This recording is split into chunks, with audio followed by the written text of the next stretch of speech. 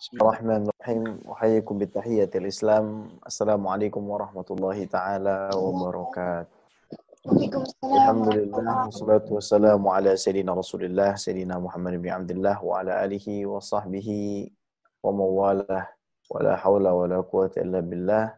Asyhadu an la ilaha illallah wahdahu la syarika lah wa asyhadu anna sayyidana wa maulana Muhammadan abduhu wa rasuluhu la nabiyya ba'dah.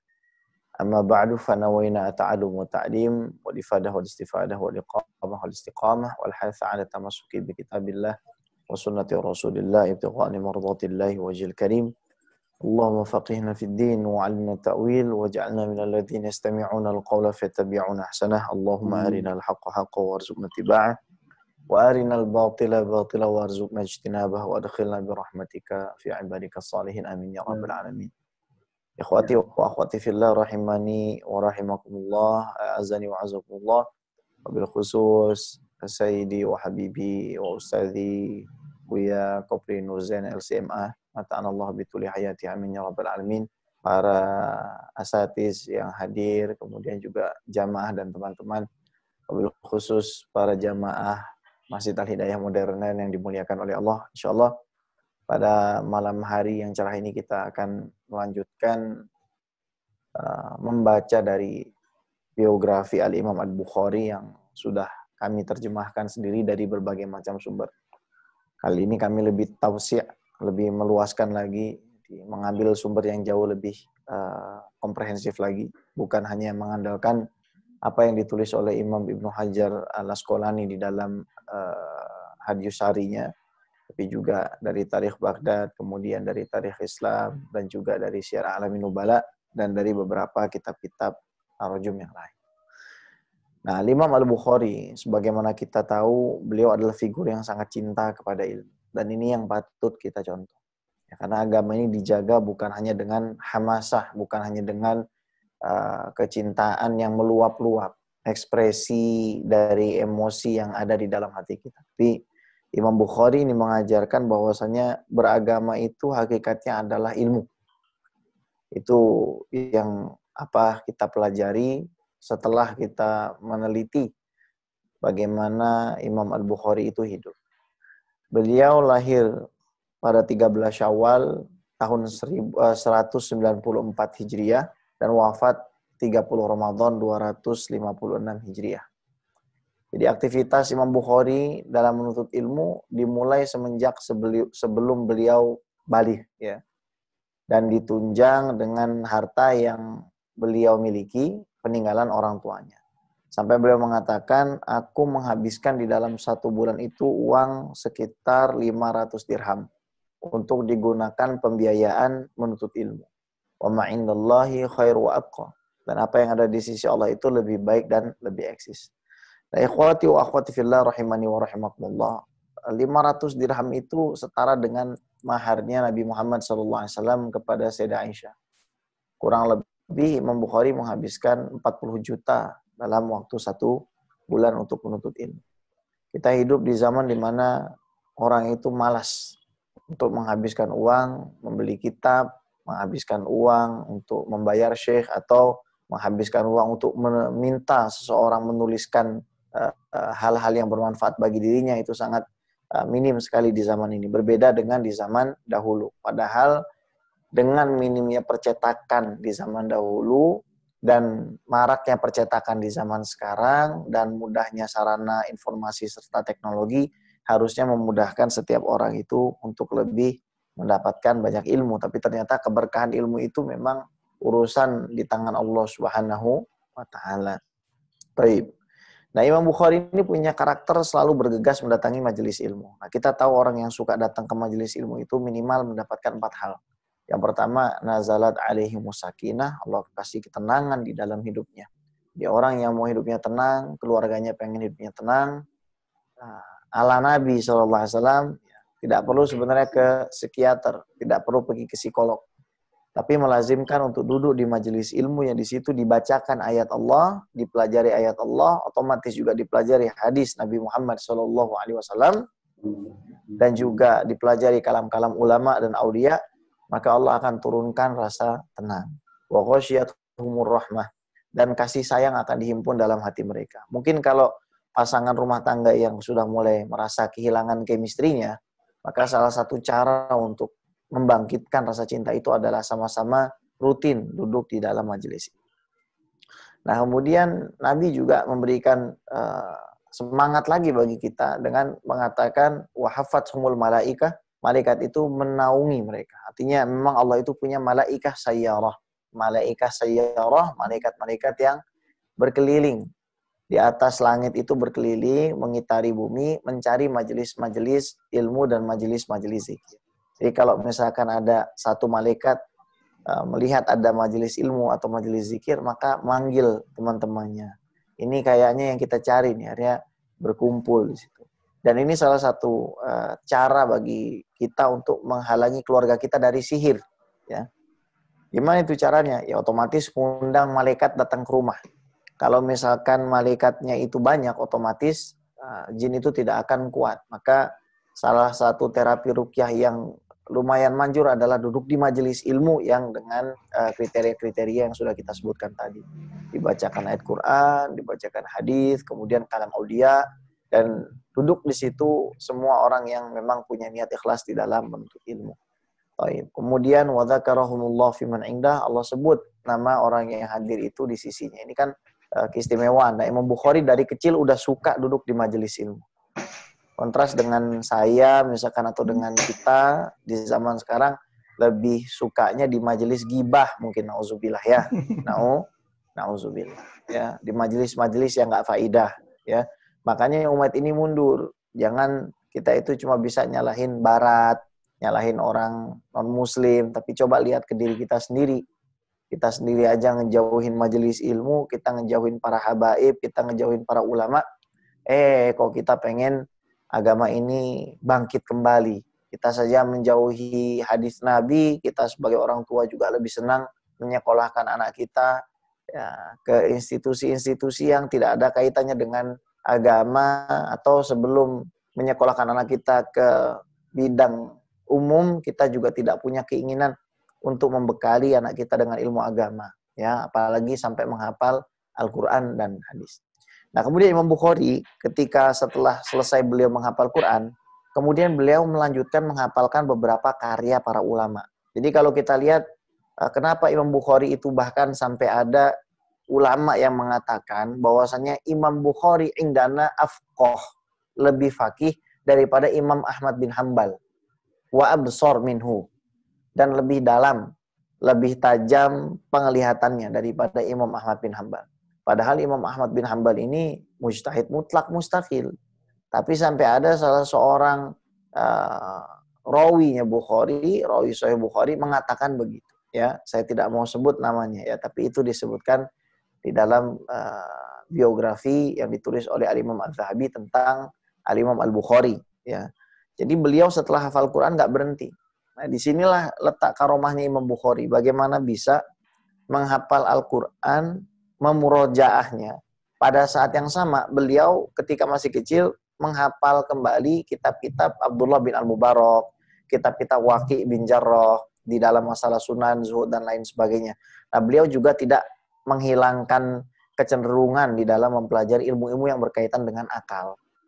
Ya, istimbat hukum, ya, turuk al-istimbat seperti apa, bagaimana cara kita untuk mengekstrak hukum dari teks agama itu juga dipelajari oleh Al-Imam Al-Bukhari. Jadi tidak cukup hanya dengan mempelajari Al-Quran. Nah, kalau kita membincangkan sekarang tentang tanda-tanda kewalian Imam Bukhari, kita akan sangat tercengang. Tanda kewalian yang pertama yang pasti kita ketahui adalah sangat mencintai ilmu. Nah, beliau punya warok atau transkrip writer namanya Imam Muhammad bin Abi Hatim. Imam Muhammad bin Abi Hatim meriwayatkan bahwa Imam Al-Bukhari itu berkata begini, aku pergi menuju Adam bin Abi Iyas. Siapa ini? Adam bin Abi Iyas. Salah satu guru Imam Bukhari dan periwayatannya dicantumkan dalam Sahih Bukhari. Nanti ada hadis yang mana Imam Al-Bukhari itu mengambil riwayat dari Adam bin Abi Iyas. Ya, beliau bilang begini, nafkahku terlambat sehingga aku makan rumput-rumputan. Ketika memasuki hari ketiga, di dalam keadaanku seperti itu datang seseorang yang tidak aku kenal kemudian langsung memberikan kepadaku sekantong keping emas.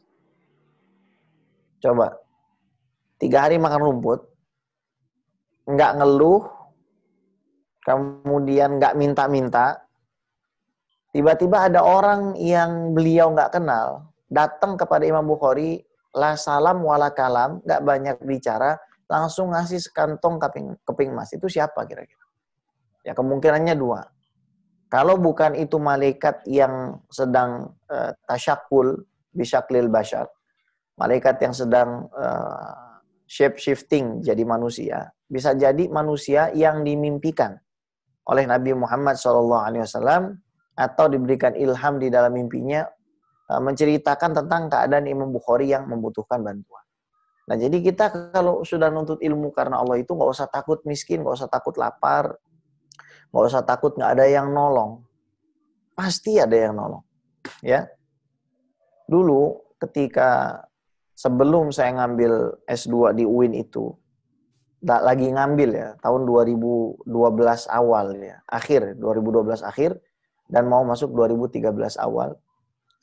Saya ngisi di Masjid Raya Bintaro, sektor 9. Waktu itu kita ngisi kajian sampai 2 jam lebih. Dan Pak Ardin waktu itu yang masih jadi pengurus di situ. Kemudian saya pulang begitu saja. Nah, biasanya kan pasti ada bisyarah namanya. Dikasih amplop atau apa. Tapi waktu itu saya pulang begitu dan saya bilang sama Pak Ardin, udah Pak nggak usah, saya bilang. Nah, fokus saya kepada upaya saya untuk mencari ilmu saja. Tiba-tiba nggak lama setelah itu Pak Ardin langsung memberikan saya beasiswa dari Indosat, langsung menggantikannya beasiswa. Dan jumlahnya itu sangat jauh berbeda ya. Bisa dikatakan ya, mohon maaf ini, 20 kali lipat daripada apa yang beliau berikan di amplopnya itu. Jadi kalau kita memang niatnya tulus di dalam menuntut ilmu, enggak apa-apa. Kita hidup di dalam kekurangan, di dalam kesulitan, itu memang adalah bagian dari orang yang diuji oleh Allah Subhanahu wa taala sidq atau kejujurannya di dalam menuntut ilmu. Itu Imam Bukhari ya. Nah, di dalam kitab Syiar A'lamin Nubala, Imam Az-Zahabi menukilkan kisah yang agak unik. Jadi Imam Bukhari itu disebutkan meminum baladzur. Baladzur itu anakardium. Anakardium adalah jambu monyet ya. Jadi banyak orang curiga ini gara-gara minum jambu monyet, Imam Bukhari ini kayaknya rajin minum jambu monyet, apakah ada hubungannya sama kecerdasan beliau? Karena yang harus antum ketahui, ada seorang ulama di zaman Imam Bukhari mengatakan, Imam Bukhari itu memiliki tingkatan kecerdasan yang tertinggi. Ketika ditanya apa maksud tingkatan kecerdasan yang tertinggi, beliau menjawab, yang dimaksud tingkatan kecerdasan tertinggi adalah hafal ketika mendengar 1 kali. 1 kali mendengar apapun, langsung hafal. Nah, itu yang Allah berikan kepada Imam Bukhari. Nah, Imam Bukhari ditanya, Imam, apakah ada obat supaya kuat hafalannya? Maksudnya curiga lah, ini jangan-jangan gara-gara antum minum baladzur, minum anakardium, minum jambu monyet, antum hafalannya kuat. Imam Bukhari bilang, la a'lam, saya nggak tahu. Apakah ada obatnya supaya itu kita, hafalannya kuat. Namun setelah beberapa saat Imam Bukhari menghadap kepada orang tersebut dan mengatakan, saya tidak mengetahui sesuatu yang lebih bermanfaat untuk membantu hafalan seseorang melebihi dari lahapnya seseorang itu ketika makan. Lahap ya, bukan banyak. Jadi meskipun sedikit tapi lahap gitu. Serta disertai dengan upaya untuk selalu mengasah pikirannya. Saya teringat ketika mengawal beberapa masyaikh pergi ke Nusa Kambangan dan ke beberapa lapas di Jakarta dan sekitarnya. Ada seorang syekh yang mengatakan orang mau jadi penuntut ilmu itu syaratnya harus cepat di dalam beberapa hal. Cepat nulis, cepat jalan, dan juga cepat makan. Jadi makan gitu, makan. Ya. Dengan apa? Dengan lahap. Ya. Bukan dengan banyak semua dimakan, bukan. Tapi dengan lahap dan juga selalu mengasah fikiran. Ini satu riwayat yang diriwayatkan dari ashab Imam Bukhari. Beliau mengatakan begini, aku menyebutkan sahabat-sahabat Anas bin Malik. Dan dalam 1 jam telah hadir 300 orang yang hendak mendengarkan hadis dariku. Jadi ada satu majelis di situ Imam Bukhari mungkin ditanya, siapakah orang-orang yang berguru kepada Anas bin Malik? Imam Bukhari duduk, sekali duduk, langsung ngomong, Fulan bin Fulan lahir di sini, wafat di sini. Fulan bin Fulan lahir di sini, wafat di sini. Anaknya ini, bapaknya ini. Dijelasin sama Imam Bukhari. Dan dalam waktu 1 jam, 300 orang sudah ngumpul di situ, mendengarkan dan mencatat apa yang diriwayatkan oleh Imam Al-Bukhari. Artinya, selama 1 jam, Imam Bukhari menyebutkan nama yang berbeda-beda. Dari dzakirah atau dari kecerdasan beliau, dari ingatan beliau, itu kapasitas memorinya seperti apa kira-kira? 1 jam nyebut nama saja. Yaitu salah satu karomah beliau. Nah, disamarkan, yaitu daerah Uzbekistan. Saya berdoa pada Allah SWT, semoga saya pribadi dan mungkin antum semua disampaikan ke Uzbek untuk ziarah ke makamnya Imam Al-Bukhari. Jadi ada 400 ulama yang memang pakar dan disibukkan di dalam bidang hadis.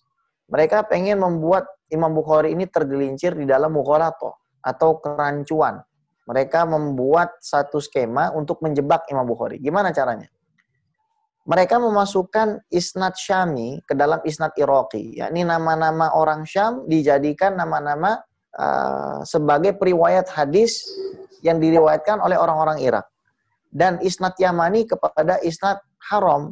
Jadi orang-orang Yaman itu namanya itu dipindah kepada hadis-hadis yang diriwayatkan oleh orang-orang yang ada di Makkah. Nah, setelah diuji kepada Imam Bukhari, ternyata tidak ada satupun yang membuat beliau itu tergelincir dan terperangkap dalam jebakan mereka. Kalau kita ini kan hafal matan, lupa sanad, hafal sanad, hilang matan. Kalau Imam Bukhari enggak. Namanya dirubah, Imam Bukhari tahu. Sanadnya dirubah, Imam Bukhari tahu. Ya, luar biasa karomahnya Imam Bukhari. Dan Imam Bukhari sangat takzim kepada gurunya. Sehingga Imam Bukhari pernah mengatakan, saya tidaklah ada di hadapan siapapun, melainkan orang yang ada di hadapan saya mendapatkan manfaat lebih besar dari saya ketimbang manfaat saya dari dirinya. Artinya, meskipun Imam Bukhari itu mengambil hadis dari orang-orang yang statusnya lebih tua dan tobakohnya ada di atas beliau, atau sama seperti beliau, atau bahkan di bawah beliau, ini membuktikan bahwasannya beliau itu memberikan manfaat yang lebih besar kepada semuanya. Baik kepada guru, kepada teman, dan kepada murid. Contoh muridnya Imam Tirmizi misalkan. Tapi Imam Bukhari berarti di sini ketika berbicara demikian bukan sombong. Artinya beliau mengatakan bahwasannya bagaimanapun kealiman saya, tetap status dari orang yang memberikan saya hadis, itu adalah guru saya. Meskipun yang dikasih hadisnya cuma 1 misalkan. Nah, Imam Bukhari itu kan meriwayatkan dari 1080 ulama hadis. Ya, 1080 ulama hadis. Kalau kita kan nontonnya yang 1080 HD gitu ya. Jadi karakter ilmu kita memang beda dengan Imam Bukhari gitu. Kita ini kebanyakan nonton di internet. Kalau Imam Bukhari langsung ketemu. Itu takzimnya Imam Bukhari. Di dalam Tarikh Baghdad, Al-Khatib Al-Baghdadi, Imam Bukhari mengatakan, ini unik banget ini. Berapa banyak hadis yang aku dengar di Basrah, artinya dengar di daerah Irak, sana Basrah, baru aku catat, ya, dengarnya di Basrah itu. Baru aku catat setelah aku sampai di Syam. Syam itu di mana? Di Suriah. Dari Irak menuju Suriah, dari Basrah menuju Suriah, itu jauh. Jauh. Jadi dengarnya itu ibaratnya. Dengar hadisnya di Papua, nyatetnya di Bandung. Naik onta dari Papua ke Bandung, jauh nggak? Jauh. Ya. Kemudian berapa banyak hadis yang aku dengar di Syam, baru aku catat setibanya di Mesir. Ini juga lebih jauh lagi. Terus ditanya beliau, wahai Abu Abdillah, wahai Imam Bukhari, abi kamalihi, apakah dengan sempurna? Maksudnya nggak ada yang tertinggal sedikit pun, fasakata. Maka Imam Bukhari diam. Imam Bukhari diam. Itu menandakan bahwa memang benar begitu. Jadi ini karomah ya, karomah. Saya diceritakan oleh guru saya, Syekh Ahmad Marwazi, tentang karomahnya Syekh Yasin Al-Fadani. Ya mirip-mirip seperti itu juga. Saya tidak mau cerita secara detail karena memang tidak boleh diceritakan kepada banyak orang. Tapi intinya, seorang ahli hadis itu tidak banyak bicara. Diamnya itu artinya muafakoh atau menyepakati. Diamnya seorang ahli hadis itu biasanya begitu. Ya. Nah, di dalam kitab Tarikh Baghdad dan Syiar Alamin Nubala juga disebutkan bahwa Imam Bukhari berkata, apabila dikatakan kepada saya sesuatu yang berkaitan dengan satu hal, dan dalam hal ini maksudnya itu sholat ya, maka saya tidak akan beranjak dari tempat itu sampai saya selesai meriwayatkan 10.000 hadis dalam bab sholat saja. Jadi misalkan ada orang nanya, ya Imam Bukhari, tolong sampaikan kepada kami hadis dalam masalah bab sholat. Itu Imam Bukhari itu sudah kayak laptop, sudah kayak hard disk dengan kapasitas yang sangat besar, dalam satu kali duduk meriwayatkan 10.000 hadis. Antum bayangin, gimana caranya Imam Bukhari memurojaah ratusan ribu hadis itu? Gimana caranya Imam Bukhari mereview, sementara beliau hanya membawa hafalan itu di ingatannya. Dan beliau itu orang asing, bukan orang Arab. Bukan orang Arab, tapi beliau sangat menghormati Quraisy. Dan itu nanti kita akan bahas di hadis pertama. Kenapa? Karena Imam Al-Bukhari memilih jalur periwayatan yang perawinya itu adalah seorang Quraisy. Ya, itu nanti. Jadi ini ada hub, ya, cinta kepada orang-orang Quraisy atau orang-orang Arab, ya. Nah, sebagian para ulama juga meriwayatkan, ya, dari Imam Sulaim bin Mujahid, beliau berkata, aku mendengar Ibnu Salam berkata, Imam Ibnu Salam ini ahli hadis besar, ya. Kalau kamu datang sebelum ini, Ibnu Salam ini bicara kepada Imam Sulaim bin Mujahid, ya. Aku mendengar Ibnu Salam berkata, kalau kamu datang sebelum ini, kamu akan melihat ada seorang anak kecil yang menghafal 70.000 hadis. Lalu Imam Sulaim bin Mujahid buru-buru keluar. Masa sih ada anak kecil menghafal 70.000 hadis? Mana anaknya? Keluar akhirnya. Kemudian setelah keluar, cari, ketemu sama Imam Bukhari. Ditanya, apakah kamu anak yang berkata bahwa saya hafal 70.000 hadis? Maka Imam Bukhari dengan tenang menjawab, betul, saya orangnya. Ditimpalin lagi sama Imam Bukhari, bahkan saya hafal lebih banyak dari itu. Ditambahin lagi sama Imam Bukhari, dan tidaklah saya menyebutkan satu hadis yang berasal dari sahabat atau tabi'in, melainkan pasti saya mengetahui tanggal dan tempat lahir mereka, serta wafatnya mereka, dan tempat tinggal mereka.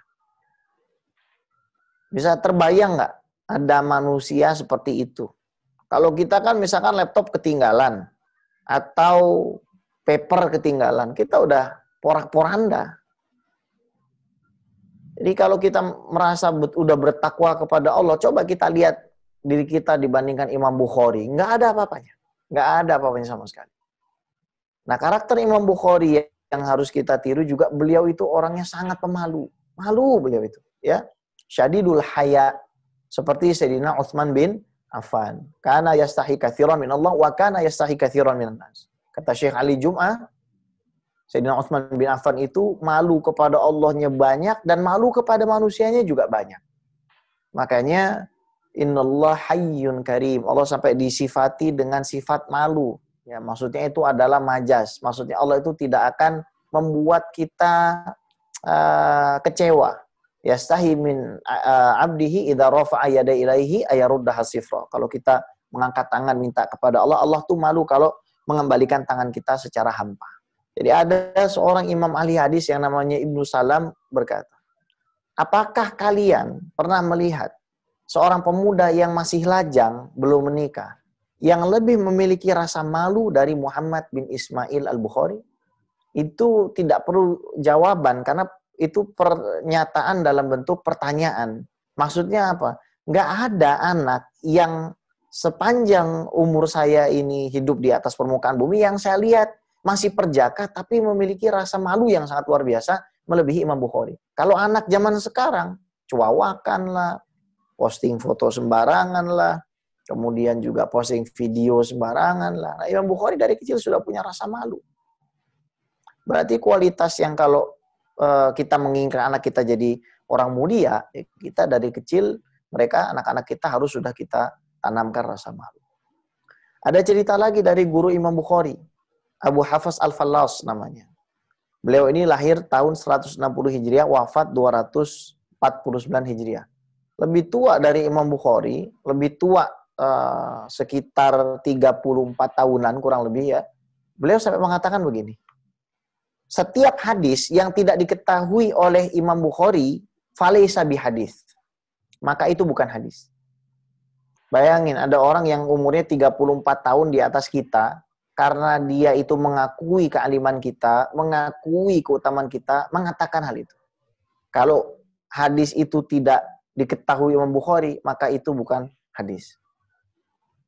Ya, ini menunjukkan kita harus takzim kepada Imam Bukhari, harus takzim kepada Sahih Bukhari. Makanya nanti minggu depan, 2 minggu lagi maksudnya ya, pertemuan selanjutnya, kita juga masih akan membahas tentang beberapa hal yang berkaitan dengan Sahih Bukhari, dan terutama berkaitan juga dengan syubhat-syubhat yang dilancarkan oleh orang-orang yang nggak suka dengan Sahih Bukhari. Ya, taib. Nah, berkata Imam Ahmad bin Hamdun, aku mendengar Imam Muslim bin Hajjaj. Siapa itu Imam Muslim? Pengarang Sahih Muslim. Berkata kepada Imam Bukhari, biarkan aku mencium kedua kakimu, wahai guru. Dan tidaklah ada orang memusuhimu, kecuali dia orang yang hasud. Dan aku bersaksi bahwasannya di atas dunia ini tidak ada yang seperti dirimu. Ini Imam Muslim, pengarang Sahih Muslim. Tapi mungkin ada yang tanya, loh, kalau memang segitu takzimnya Imam Muslim kepada Imam Bukhari, kenapa dalam Sahih Muslim nggak ada periwayatan hadis dari Imam Bukhari? Ini dijawab oleh para ulama. Para ulama ahli hadis mengatakan, oh wajar. Karena Imam Muslim itu ketemu Imam Bukhari setelah kitab Sahih Muslim selesai dikarang. Makanya tidak ada periwayatan dari Imam Bukhari. Ada riwayat lagi dari Imam Muhammad bin Ahmad Al-Marwazi.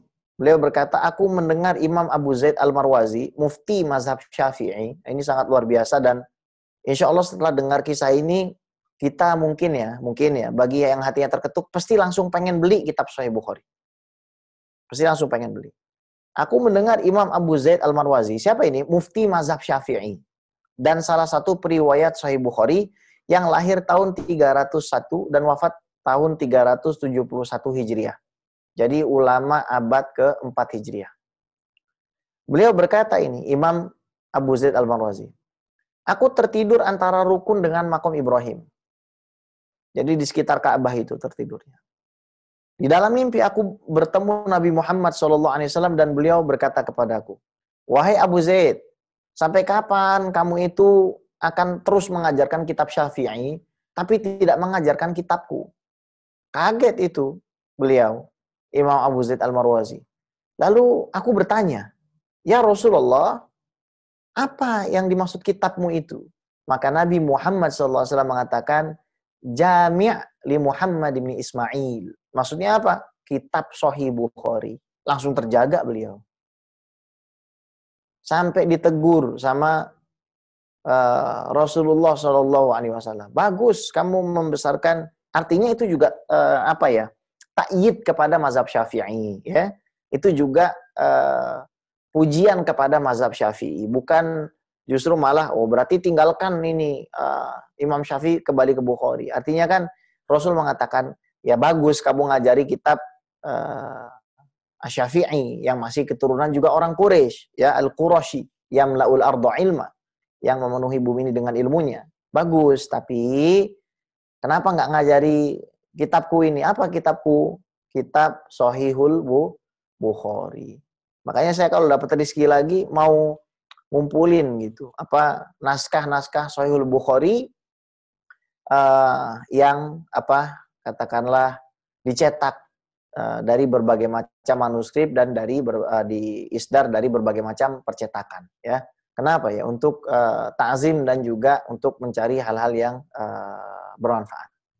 Imam Abdullah As-Sayyarafi berkata, pada suatu hari aku berada di rumah Imam Bukhari. Nah ini akhlak, ya. Karomahnya Imam Bukhari itu kelihatan akhlaknya. Dan ini sulit banget dipraktekin. Saya yakin banget ini bakalan sulit banget dipraktekin. Nah Imam As-Sayyarafi berkata gini, pada suatu hari aku berada di rumah Imam Bukhari dan Imam Bukhari sedang duduk di dalam rumahnya. Beliau sedang menulis, sementara di hadapan beliau ada tinta, ya, ada mihbarah itu. Tempat tinta yang di situ ada tintanya. Lalu budak perempuan Imam Bukhari, budak loh ya, itu kan budak itu milik seperti barang, jadi boleh dijual. Budak itu boleh membeli dirinya, misalkan cuma punya uang beli setengahnya, ya setengahnya itu masih punya tuannya. Kemudian budak perempuannya itu menjatuhkan tinta Imam Bukhari yang lagi nulis hadis. Imam Bukhari dengan tenang nanya, "Kaifa tamshina?" Sebenarnya gimana sih kamu itu berjalan? Gitu Imam Bukhari. Nggak marah, nanya gitu aja. Terus budak perempuan itu jawab begini, kalau nggak ada jalan gimana saya lewatnya? Ya Allah. Coba kalau misalkan antum bos sama bawahan antum begitu, digituin. Kita lagi nulis, tempat tinta di depan kita ditabrak sama dia. Terus kita tanya, kamu jalannya bagaimana? Ya gimana mau jalan gitu? Gimana mau jalan? Orang nggak ada tempat buat lewat. Lalu Imam Bukhari melapangkan kedua tangannya. Beliau mengatakan, pergilah kamu.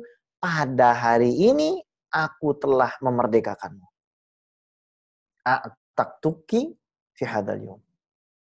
Saya bebaskan kamu pada hari ini. Akhlaknya sangat luar biasa. Itu akhlak orang yang pandangannya jauh ke depan. Akhlak orang yang tahu kalau dia akan mati menghadap Tuhannya. Dia akan kehilangan semua apa yang dia miliki di dunia kalau dia tidak mendermakannya di jalan Allah. Kali ini karomah Imam Bukhari yang lain. Imam Bukhari membacakan di dalam satu hari itu pernah. Bagi orang-orang asing, ya, ghuraba, artinya orang-orang yang bukan berasal dari kampungnya Imam Bukhari, bukan dari daerah situ. Orang-orang asing lah datang. 500 hadis plus sedekah 300 dirham dalam satu hari. Ya sekitar mungkin 27 juta. Sekitar 27 juta dalam satu hari sedekah. Udah ngasih hadis, sedekah. Kalau kita, kalau sudah baru ngasih 1-2 hadis, minta duit. Baru ngasih 5 hadis, minta duit. Imam Bukhari nggak begitu. Ngasih hadis, ngasih duit. Padahal beliau itu kurus. Beliau itu kurus badannya itu. Ya, nggak gemuk badan beliau itu, kurus. Ya, karena sangat jarang sekali beliau itu makan. Sedikit makan beliau. Nah, Imam Bukhari pernah berkata, aku berdoa kepada Allah Subhanahu wa taala 2 kali. Dan langsung dijawab. Langsung turun itu jawaban. Misalkan Imam Bukhari, misal nih, ya Allah, saya pengen jodoh sekarang. Tuh langsung datang. 2 kali.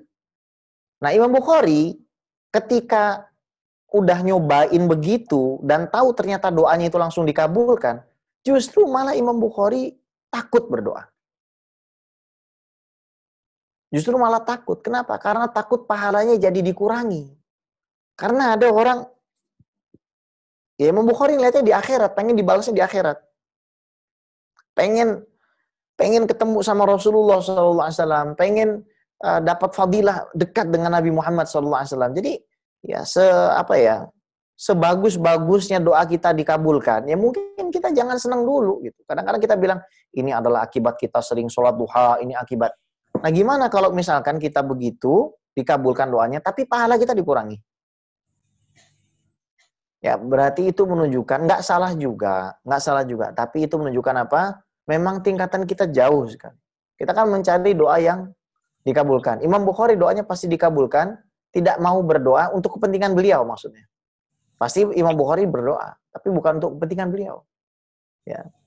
Imam Bukhari dengan percaya dirinya mengatakan begini, kelak nanti di akhirat saya tidak akan punya musuh. Bayangin ada orang bilang begitu.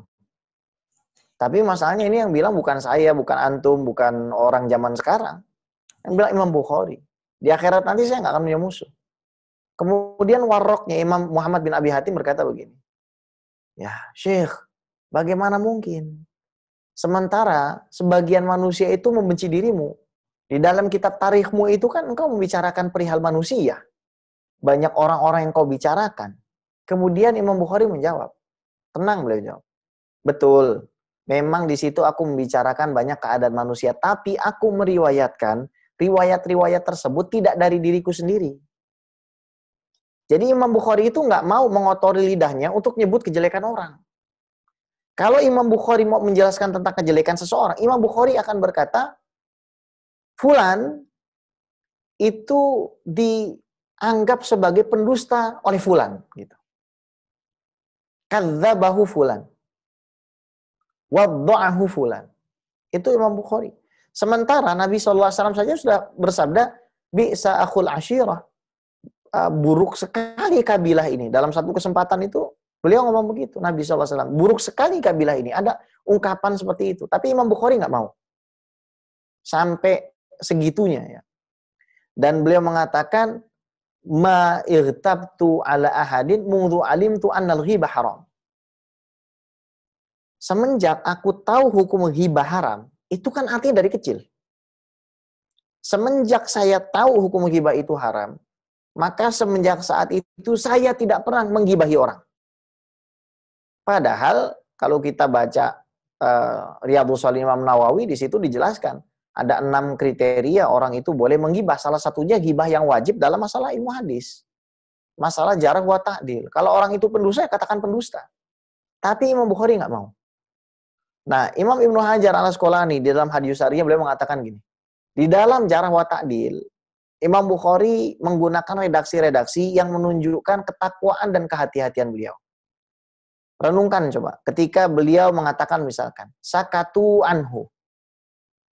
Para ahli hadis tidak membicarakan orang itu. Maksudnya orang itu ada masalahnya. Atau beliau mengatakan fihi nazar. Maksudnya apa? Ada hal yang harus dibicarakan tentang orang itu. Berarti itu sebenarnya isyarat gitu. Atau menggunakan diksi tarokuhu. Ya, para ulama ahli hadis meninggalkan. Imam Bukhari nggak bilang, saya nggak mau membicarakan dia. Sebenarnya saya ada yang bisa dibicarakan tentang orang itu. Atau saya tinggalkan orang itu. Tapi beliau menggunakan ulama-ulama hadis, bukan dari diri beliau sendiri untuk apa? Jadi asas media juga dipakai gitu sama Imam Bukhari. Tapi untuk tujuan yang benar, karena beliau takut. Karena beliau takut. Nah, yang dijadikan umdah ataupun sandaran bagi Imam Bukhari juga para orang-orang yang statusnya itu adalah a'immah, para imam di dalam hadis ya. Dan sedikit sekali beliau mengatakan ini adalah wadda' seorang pemalsu hadis ya. Tapi beliau mengatakan misalkan orang tersebut kadzabahu fulan, didustakan oleh fulan ya. Orang itu dituduh memiliki sifat pembohong oleh fulan ya. Itu subhanallah. Nah, Imam Bukhari juga diriwayatkan pernah mengatakan, aku menginginkan berjumpa dengan Allah Subhanahu wa taala dalam keadaan aku tidak pernah memiliki dosa ghibah kepada siapapun. Ini berat banget ya. Sangat berat sekali kita. Kadang kita sebagai seorang suami ngomongin istri, kadang sebagai seorang istri ngomongin suami, kemudian anak ngomongin orang tua ngomongin anak di tempat yang nggak seharusnya. Ya, gimana kalau misalkan nanti semuanya dihisab di sisi Allah? Makanya Imam Bukhari tenang. Kenapa? Bahkan gini. Kita ini kan orang yang di sekitar kita kan terbatas. Coba antum bisa nggak nyebutin sama saya? Jangan 10.000 nama deh, jangan 10.000 nama. Sebutin aja 1.000 nama. Jangan sampai 100.000 nama tuh nggak usah. 1.000 nama coba sebutkan. Masih ingat nggak antum 1.000 nama? 1.000 namanya aja nama. Andi, Budi, Ahmad. Paling mentok sampai 100, sampai 200. Yang antum kenal. Ini Imam Bukhari hafal puluhan bahkan ratusan ribu nama. Tapi beliau jaga lidah beliau dari mengomentari puluhan bahkan ratusan ribu nama itu. Secara pribadi. Meskipun beliau disakiti orang. Ketika membaca sirah Imam Bukhari, ya mungkin nggak sekarang kita membahas masalah mihnah atau ujiannya itu, karena sudah mau jam 9 ya. Ketika kita membaca nanti, bagaimana beliau itu difitnah, disakiti. kita akan tahu bahwasanya kalau kita nggak disukai sama orang biasa aja. Karena kita ini bukan Imam Bukhari. Sekelas Imam Bukhari yang mulia di sisi Allah, di sisi malaikat, di sisi Rasulullah SAW, di sisi para ulama saja dimusuhi, apalagi kita. Nah, warok beliau atau sekretaris beliau tadi, Muhammad bin Abi Hatim, pernah meriwayatkan begini. Ini menarik juga, ini karomah Imam Bukhari. Kami sedang berada di Farob, daerah Turkmenistan.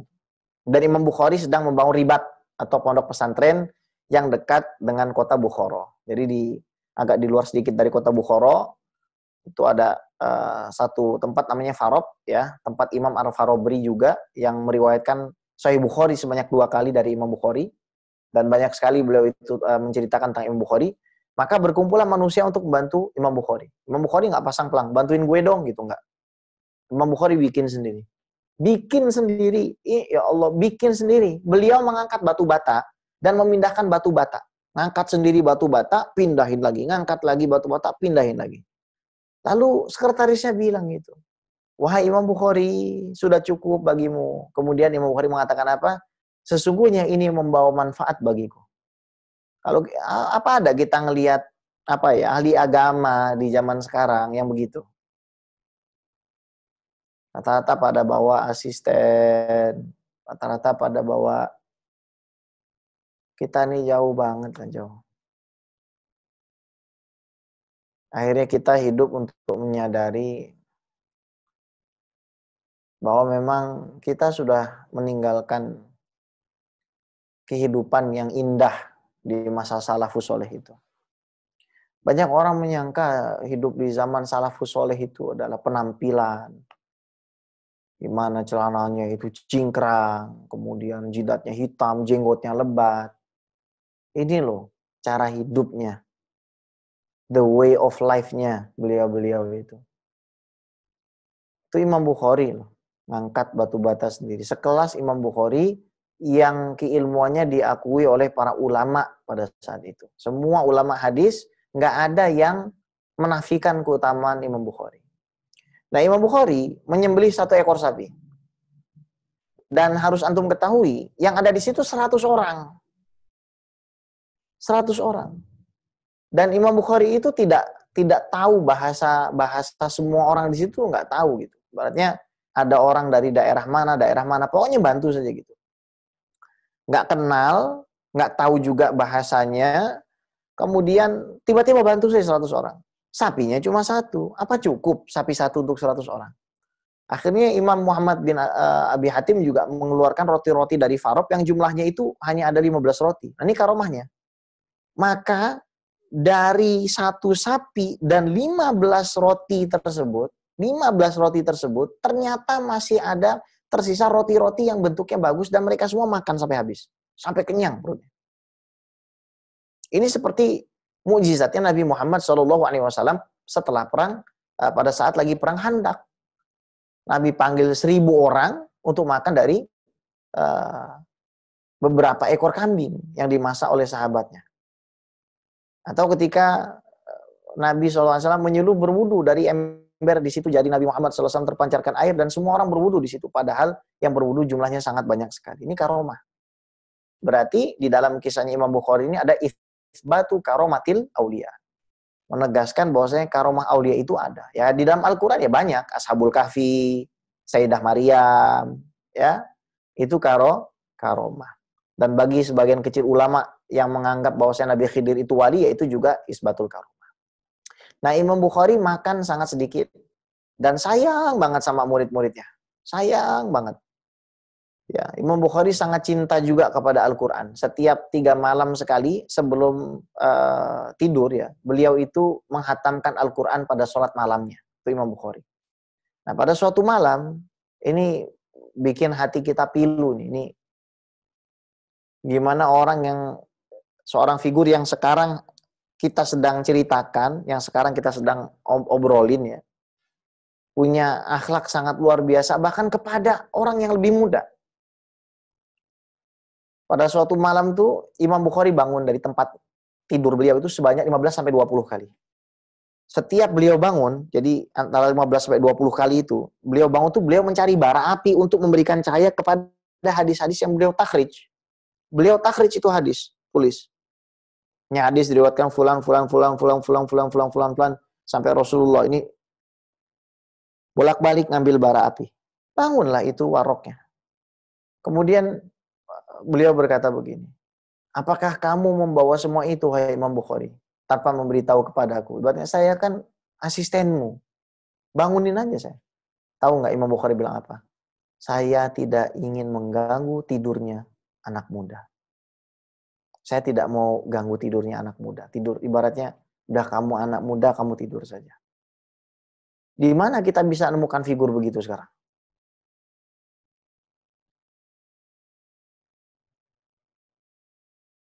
Dan coba kita renungkan itu. Jauh ya, jauh.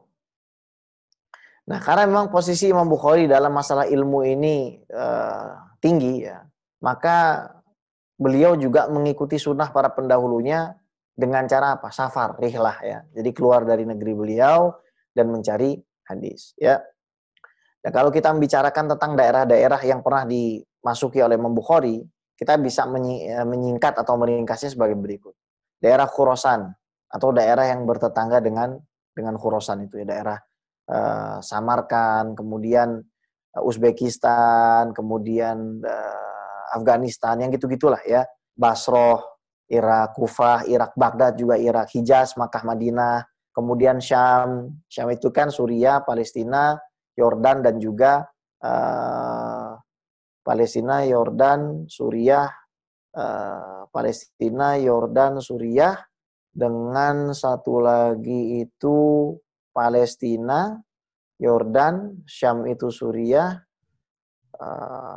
bukan Yaman ya, satu lagi saya lupa tuh, apa tuh ya. Itu pokoknya luas daerahnya. Kemudian Al-Jazirah ya, kota-kota yang terletak di daerah Dajlah dan Eufrat, kemudian di Mesir ya. Itu Imam Bukhari.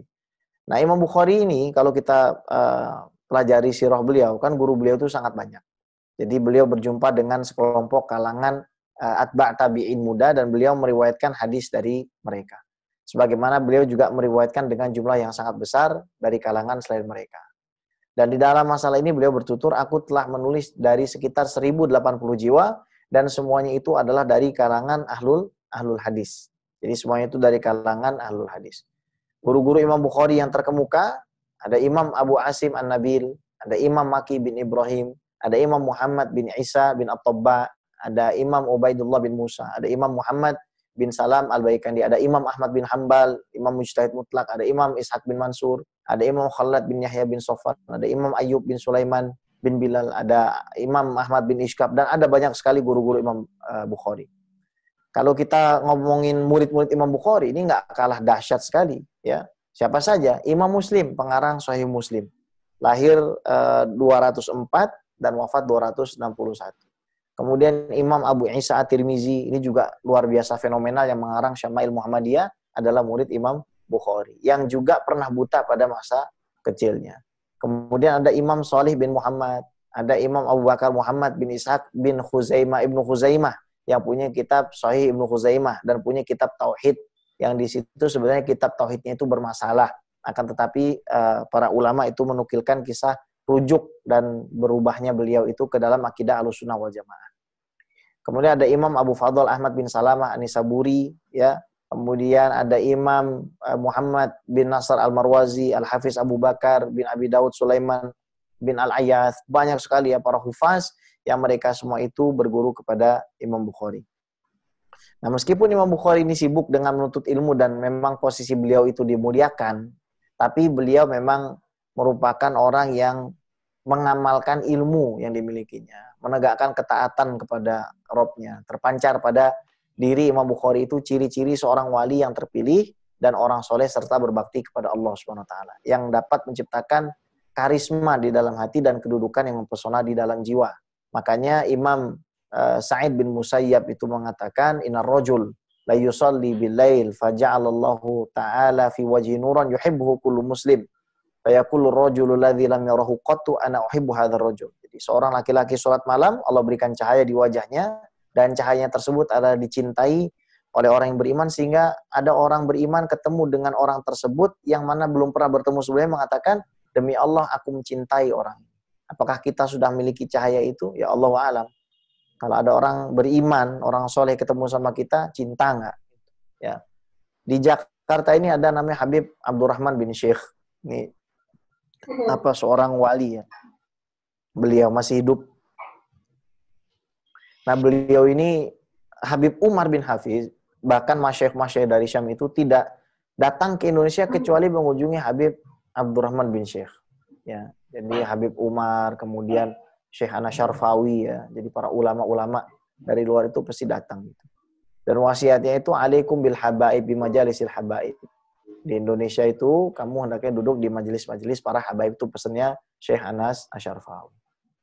Nah, kalau sudah masuk bulan Ramadan nih, para murid Imam Bukhari itu meriwayatkan murid-murid Imam Bukhari itu ngumpul. Kemudian Imam Bukhari jadi imam sholat. Setiap rakaat Imam Bukhari membaca 20 ayat. Ya, setiap rakaat Imam Bukhari membaca 20 ayat, dan amal ini beliau lakukan sampai dapat menghatamkan Al-Quran. Ya, kesaksian para ulama itu sangat banyak. Setelah kita sebutkan kesaksian para ulama ini, mungkin kita bisa tanya jawab. Imam Ibnu Khuzaimah misalkan mengatakan, di kolong langit ini tidak ada yang lebih mengetahui hadis dari Muhammad bin Ismail. Ini pengakuan ahli hadis.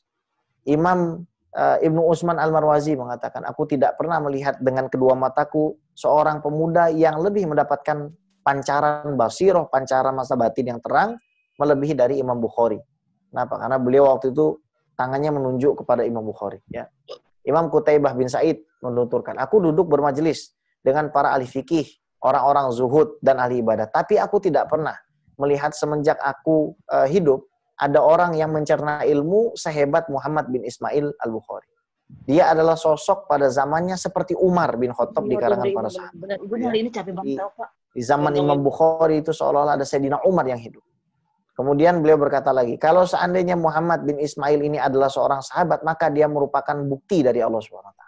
Imam Ahmad bin Hanbal mengatakan, Khurasan itu tidak pernah melahirkan orang seperti Muhammad bin Ismail Al-Bukhari.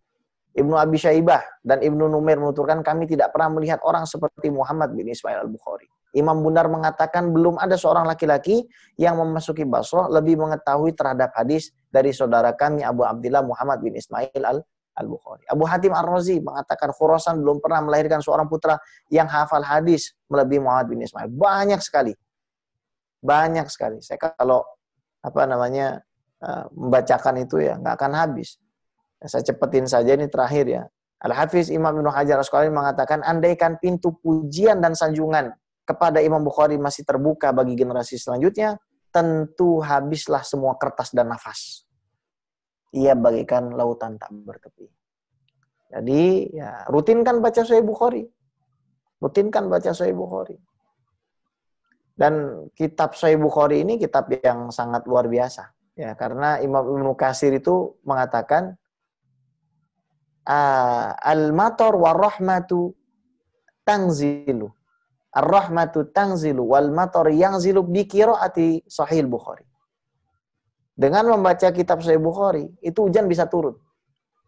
Saking berkahnya itu Sahih Bukhari. Maka ya, marilah kita semangat mempelajari kitab Sahih Bukhari, dan ini juga kita belum mulai baca Sahih Bukhari ya. Kita baru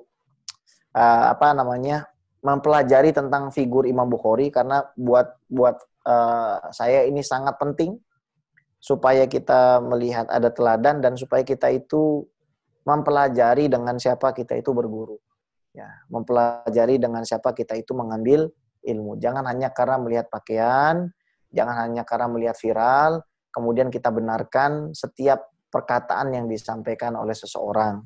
Tapi hendaknya kita mempelajari sirahnya, kita mempelajari guru-gurunya, kita mempelajari adab dan etikanya, kita mempelajari sanadnya. Nah, kesemuanya itu bisa membuat kita menjadi orang-orang yang memiliki basirah di dalam memilih guru yang benar.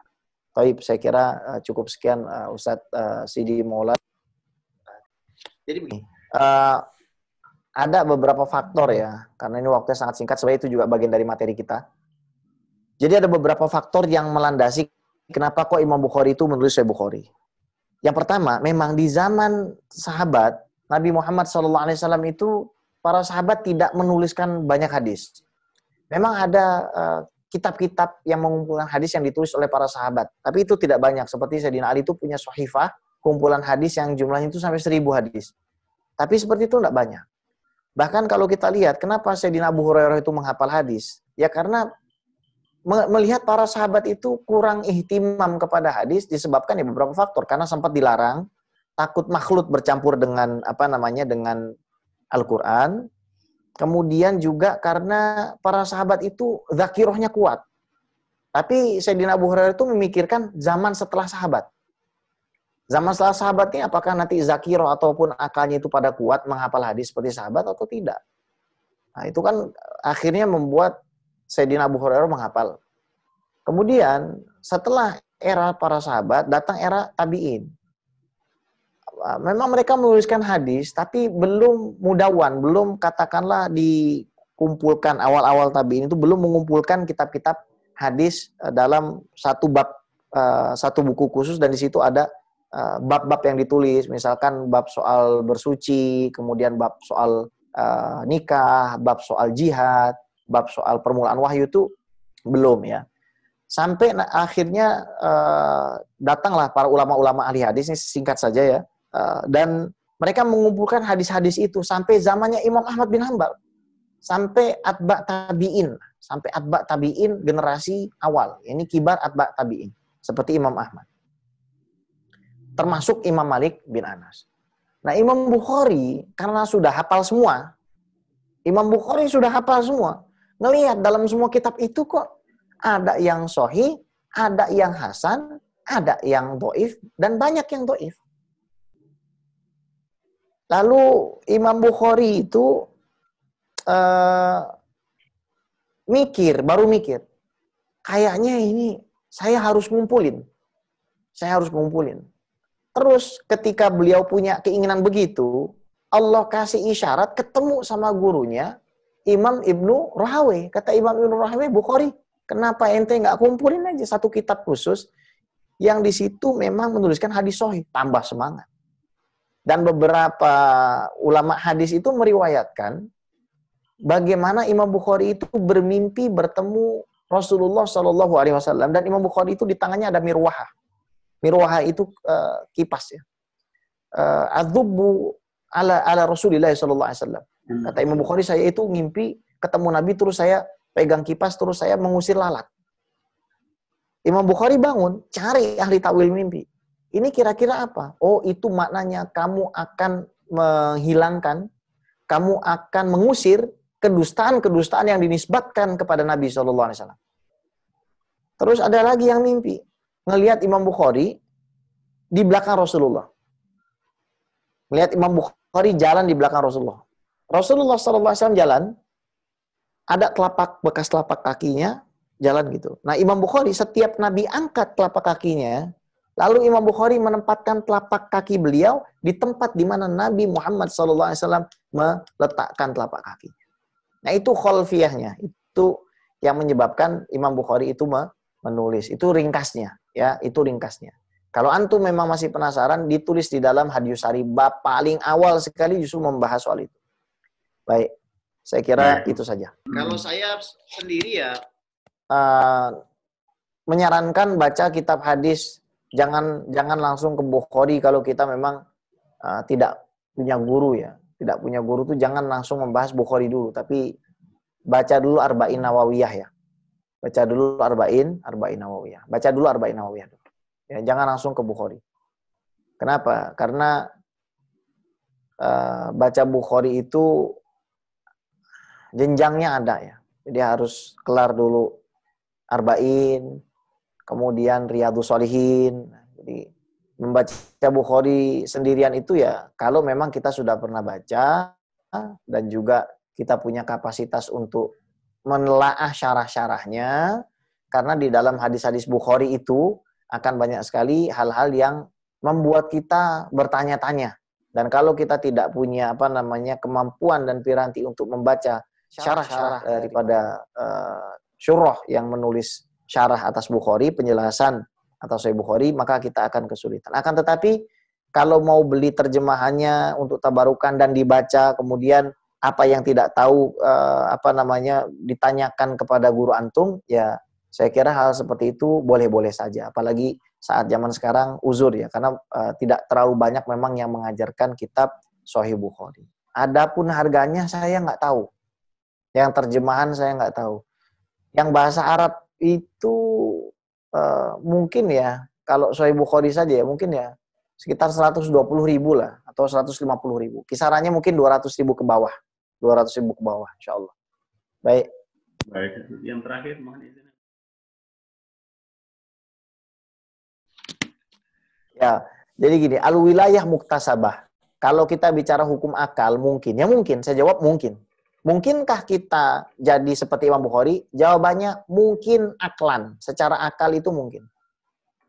Tapi kalau kita pakai nalarnya para ulama hadis, ya tentu saja mustahil. Kenapa dikatakan mustahil? Karena khairul quruni qarni tsumma alladziina yalunahum tsumma alladziina yalunahum. Jadi yang terbaik itu adalah zamanku, zaman setelahku, dan zaman setelahnya. Artinya ini ditahqiq oleh Al-Imam Al-Baijuri di dalam Tuhfatul Murid Syarah Jawharatut Tauhid. Maknanya itu 300 tahun sebelum 300 tahun sampai zaman Nabi Muhammad SAW ke bawah ya, ke zaman Nabi, dari Nabi sampai 300 tahun 300 Hijriah, atau dari Nabi sampai tahun 500 Hijriah.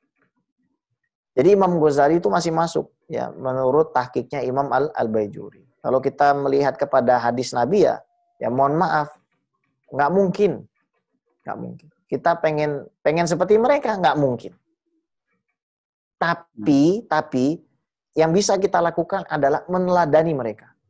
Kita pakai rumusnya ya ahli kalam aja, para mutakalim saja. Jadi ya semua itu mungkin saja. Kenapa? Karena berkaitannya sama makhluk. Ya bisa saja orang itu dijadikan seperti Imam Bukhari. Nah, hendaknya kita mempelajari sirah para ulama ini, satu menyemangati kita, yang kedua juga menegur kekurangan kita supaya kita itu tidak sombong. Karena kadang ya kita tuh kalau dipuji sama orang sedikit tuh langsung tertipu gitu. Ini tidak seperti Al-Imam Al-Bukhari. Jadi cari lingkungan yang baik, safar itu caranya ya. Safar, kemudian mengunjungi para ulama di kampung kita, di daerah kita soanin semua. Setelah semuanya dapat, kita ilmunya, dapat hadisnya, baru kita safar keluar, cari ilmu di luar. Nah, itu lebih bagus. Makanya, dan ini saya perhatikan, orang yang sukses belajar di luar negeri, biasanya mereka lebih dahulu punya irtibat ataupun punya wathikoh, punya keterikatan dengan ulama yang ada di daerahnya terlebih dahulu. Maka ketika mereka keluar, ilmu mereka itu sangat bercahaya. Yaitu banyak sekali yang terjadi di negeri kita seperti kayak Haji Hashim Asy'ari, kayak Haji Ahmad Dahlan. Jadi belajar dulu di Indonesia, ulama-ulama daerahnya diambil, baru safar ke kedua. Nah, kira-kira seperti itu ya. Baik. Masya Allah, Habib. Terima kasih. Semangat, jangan malas, bangun sebelum subuh, baca Quran, baca hadis. Mulailah hari kita dengan baca Quran dan baca hadis. Dan kalau bisa akhiri hari kita dengan baca Quran dan baca hadis. Saya ini akidah jurusan saya. Saya banyak membaca kitab akidah tuh banyak. Dan saya harus mengakui membaca kitab-kitab akidah itu berat dan memang akal kita akan terasa. Akan tetapi kalau kita mencari hakikat ketenangan yang sebenarnya, maka itu bisa kita dapatkan di dalam Al-Quran dan di dalam kitab-kitab hadis. Jadi tetap semangat, mulai hari dengan Al-Quran, mulai hari dengan baca hadis, meskipun satu hadis saja. Dan akhiri hari kita dengan membaca Al-Quran dan juga membaca hadis. Kita tutup dengan baca suratul Fatihah untuk Nabi Muhammad SAW, semua keluarganya, ahlu baitnya, sahabatnya, para ulama, dan khususnya kepada kekasih kita, kepada belahan jiwa kita, kepada orang yang kita rindukan, kepada orang yang kita nantikan melihat wajahnya, yaitu Sayyiduna Al-Imam Muhammad bin Ismail bin Ibrahim bin Al-Mughirah bin Bardisbah Al-Bukhari Al-Ju'fi. Semoga Allah SWT merahmati beliau dan semoga kita dikumpulkan bersama Imam Bukhari di sisi Nabi Muhammad SAW. Kita semua diampuni dosanya dengan membaca Sahih Bukhari. Luntur semua dosa-dosa kita, luntur semua nafsu-nafsu kita, luntur semua keburukan dalam hati kita. Ala hadini wa ala kulli niyatin sholihah ila hadrati Nabi Muhammad sallallahu alaihi wasallam bisiril Fatihah. A'udzu billahi minasyaitonir rajim. Bismillahirrahmanirrahim. Ar-Rahmanir Rahim. Maliki yaumiddin. Iyyaka na'budu wa iyyaka nasta'in. Ihdinas siratal mustaqim. Siratal ladzina an'amta 'alaihim ghairil maghdubi 'alaihim waladdallin. Amin amin ya mujib as-sa'il bi rahmatika ya arhamar rahimin. Allahumma inna nas'aluka al-Fatihah bi syafaatil Fatihah. Bi karamil Fatihah wa bi Fatihah wa bi shifaa'il Fatihah wa barakatuh. وأن تدفعنا كل شرور وإجرام يكشف الغم يا من يعبد يغفر ويرحم يا دافع يا الله يا دافع البلاء يا رحمن يا رحيم ادفعنا البلاء من جميع البلاء في الدين والدنيا والآخرة دعواهم فيها سبحانك اللهم وتحياتهم فيها سلام وآخر دعواهم الحمد لله رب العالمين. Insyaallah terima kasih banyak buat teman-teman semua yang hadir, wabil khusus Maulana Sidi Kopri Nurzain, semoga Allah panjangkan umur antum, luaskan rezeki antum dan teman-teman semua. Terima kasih sudah meluangkan waktunya di tengah kesibukan yang teramat padat. Semoga Allah kasih antum semua kesehatan, kasih rezeki yang luas, kasih badan yang sehat, badan yang kuat. Dan insya Allah kita semua bebas dari COVID-19 ini. Astagfirullah, uhibbukum fillah. Saya mencintai antum karena Allah. Assalamualaikum warahmatullahi wabarakatuh.